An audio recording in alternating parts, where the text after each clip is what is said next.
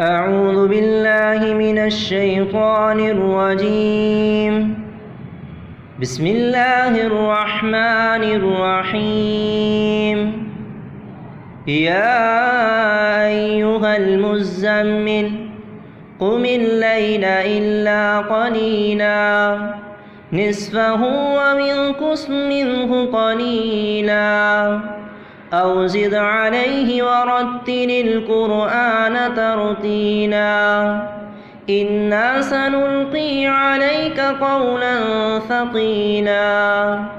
إن ناشية الليل هي أشد وطئا وأقوم قيلا إن لك في النهار سبحا طويلا واذكر اسم ربك وتبتل إليه تبتيلا رب المشرق والمغرب لا إله إلا هو فاتخذه وكيلا واصبر على ما يقولون واهجرهم هجرا جميلا وذرني والمكذبين أولي النعمة ومهلهم قليلا إن لدينا أنكالا وجحيما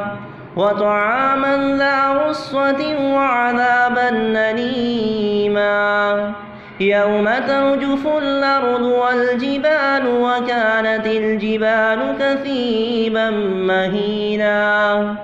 إنا أرسلنا إليكم رسولا شاهدا عليكم كما أرسلنا إلى فرعون رسولا فعصى فرعون الرسول فأخذناه أخذا وبيلا فكيف تتقون إذ كفرتم يوما يجعل الولدان شيبا السماء منفطر به كان وعده مفعولا إن هذه تذكرة فمن شاء اتخذ إلى ربه سبيلا إن ربك يعلم أنك تقوم أدنى من ثلثي الليل ونصفه وثلثه وطائفة من الذين معك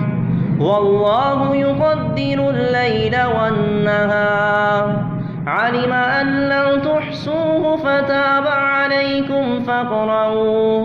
فاقرؤوا ما تيسر من القرآن علم أن سيكون منكم مرضى وآخرون يضربون في الأرض يبتغون من فضل الله